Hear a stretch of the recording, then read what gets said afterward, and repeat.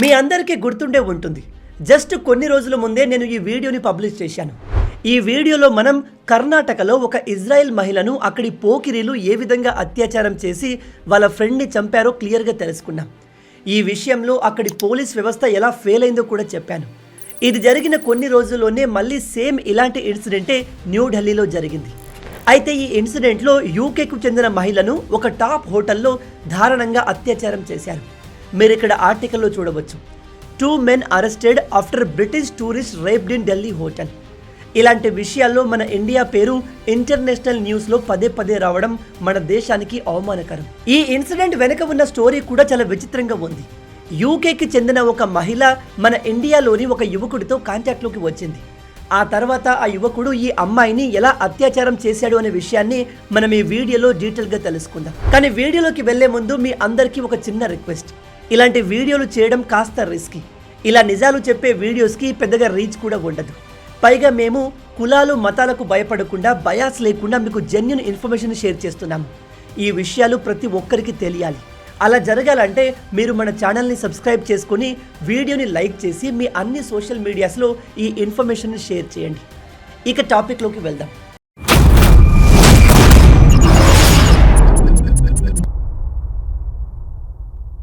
మళ్ళీ ఇంటర్నేషనల్ మీడియాలో మన ఇండియా పరువు పోయింది. నిజం చెప్తున్నాను, మన ఇండియాలో ఉన్న క్రిమినల్స్కి ఈవెన్ సాధారణ ప్రజలకు కూడా లా అండ్ ఆర్డర్ అంటే భయం లేకుండా పోయింది. పోలీసులతో కూడా ఎవరు భయపడలేదు.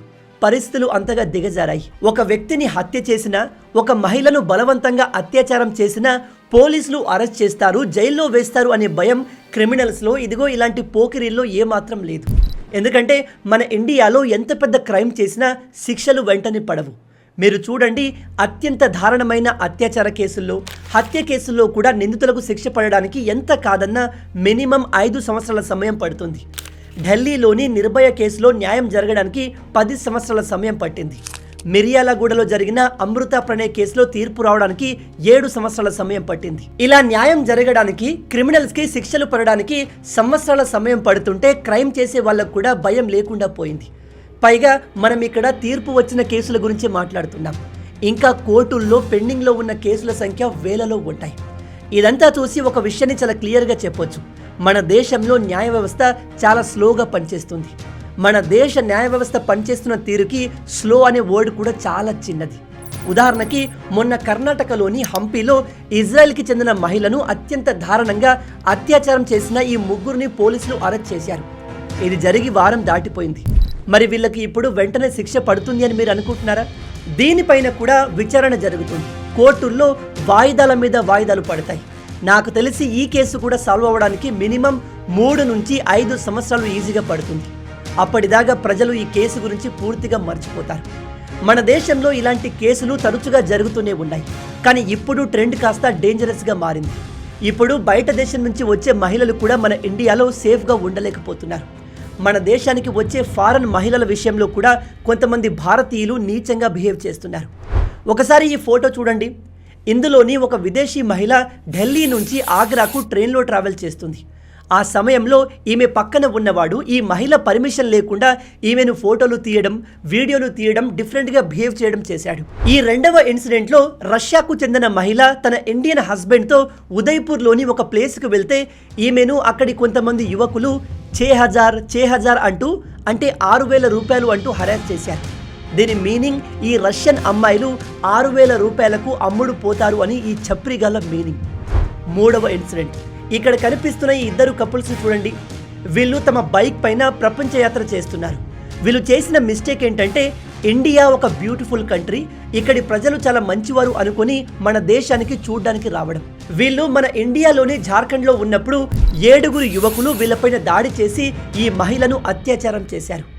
మన దేశంలో అతిథి దేవోభవ అంటారు. అంటే అతిథి దేవుడితో సమానమని అర్థం. కానీ నిజంగా మనం మన అతిథుల్ని అలా ట్రీట్ చేస్తున్నామా? మన దేశంలో జరుగుతున్న ఇలాంటి ఇన్సిడెంట్స్ ఇంటర్నేషనల్గా మన భారతీయుల పరువుని, దేశ పరువుని తీస్తున్నాయి. మీరు చెప్తే నమ్మరు, ఇలాంటి ఇన్సిడెంట్ల కారణంగా విదేశాల్లో ఉంటున్న మన భారతీయులు రేసిజంని ఫేస్ చేయాల్సి వస్తుంది. బయట దేశాల్లో విదేశీయులు ఇండియన్స్ని చూడగానే మీరు రేపిస్టులు, టెర్రరిస్టులు అంటూ ఊరికే తిట్టేసి వెళ్ళిపోతారు. దానికి మనం కూడా తిరిగి ఏమీ అనలేక నోరు మూసుకొని ఉండాల్సిన పరిస్థితులు ఏర్పడ్డాయి. ఇక్కడ నేను మన ఇండియా మొత్తం ఇలాగే ఉంది, ఇండియన్స్ అందరూ చెడ్డవాళ్ళు అని చెప్పట్లేదు. కేవలం కొంతమంది అన్ఎడ్యుకేటెడ్ ఫూల్స్ ఇలాంటి క్రిమినల్ యాక్టివిటీస్ చేయడం వల్ల దేశ పరువు పోతుంది. వీళ్ళు ఎలాంటి పని చేయరు, వీళ్ళకి ఎటువంటి ఉద్యోగాలు కూడా ఉండవు, దేశానికి వీళ్ళు ఎటువంటి కాంట్రిబ్యూషన్ చేయరు. ఇండియన్స్గా పుట్టి దేశ పరువు తీయడం తప్ప వీళ్ళతో దేశానికి ఎటువంటి ఉపయోగం ఉండదు. దేశంలో ఇంటర్నెట్ పెరగడం, సోషల్ మీడియా కూడా బాగా గ్రో అవ్వడంతో ఇలాంటి చిల్లర చప్రీగాళ్ళు మరింత రెచ్చిపోతున్నారు. ఇక ఢిల్లీలో జరిగిన ఇన్సిడెంట్ విషయానికి వస్తే, యూకేకి చెందిన ఒక మహిళ ఒంటరిగా ఇండియాను చూద్దామని వచ్చింది. ఈమె వయసు 24 సంవత్సరాలు. ముందుగా ఈమె గోవాకి వచ్చింది. గోవా మొత్తం తిరిగి చూసింది. గోవాలో ఈమెకి ఎటువంటి ఇబ్బంది కలగలేదు. అయితే ఈమె దురదృష్టం కొద్దీ ఇన్స్టాగ్రామ్లో ఒక ఇండియన్ అబ్బాయి ఈమెకు పరిచయం అయ్యాడు. వాడి పేరు కైలాష్. ఈమె ఇండియాకు వచ్చిన విషయాన్ని ఆ అబ్బాయికి చెప్పింది. ఈ వేస్ట్ గాడి దగ్గర ఢిల్లీ నుంచి గోవాకి వచ్చేంత డబ్బులు కూడా లేవు. అయితే వీడు చెప్తాడు, నువ్వు ఢిల్లీకి వచ్చినప్పుడు చెప్పు, నేను నిన్ను కలుస్తాను అని. పాపం ఈ అమ్మాయి వాణ్ణి నమ్మేసి ఢిల్లీలోని ఒక హోటల్కి వచ్చినప్పుడు వీడికి చెప్పింది, నేను ఢిల్లీకి వచ్చాను అని. అప్పుడు ఈ కైలాష్ వాడి ఫ్రెండ్ అయిన వసీంని తీసుకుని ఆ హోటల్కి వెళ్ళాడు. ఇక్కడ విచిత్రమైన విషయం ఏమిటంటే, ఈ ఇద్దరు చప్రీగాళ్ళకి ఇంగ్లీష్ కూడా మాట్లాడడం రాదు. గూగుల్ ట్రాన్స్లేటర్ని ఉపయోగించి ఈ అమ్మాయిని ట్రాప్ చేశారు.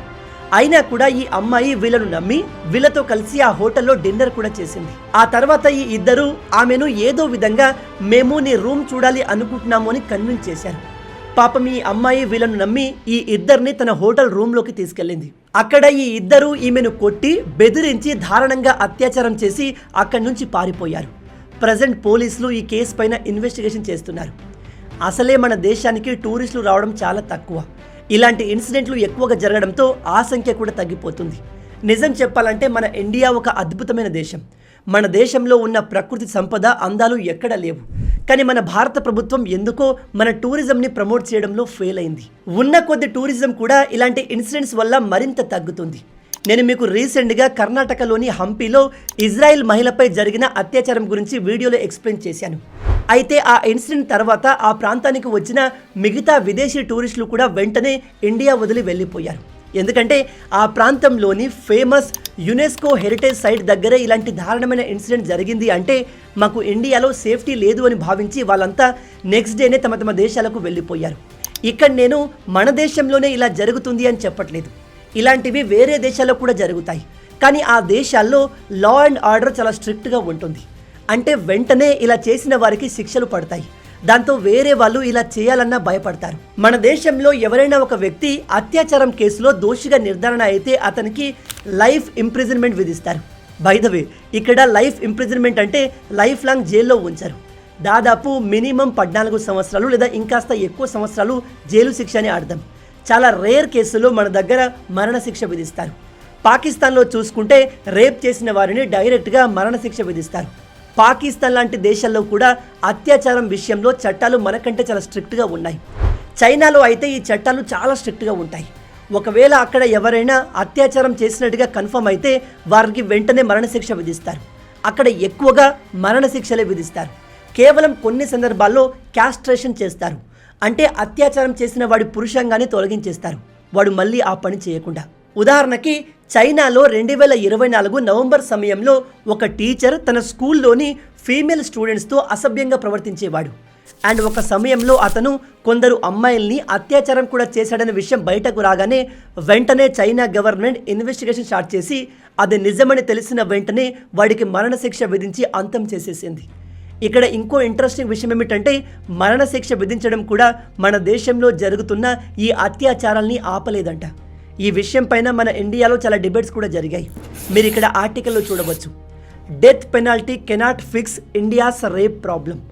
క్రిమినల్స్లో భయం లేదు, లా అండ్ ఆర్డర్ సరిగా పనిచేయట్లేదు, రేపిస్టులకు మరణశిక్ష విధించినా ఇవి తగ్గవు అంటే మరి దీనికి సొల్యూషన్ ఏంటి?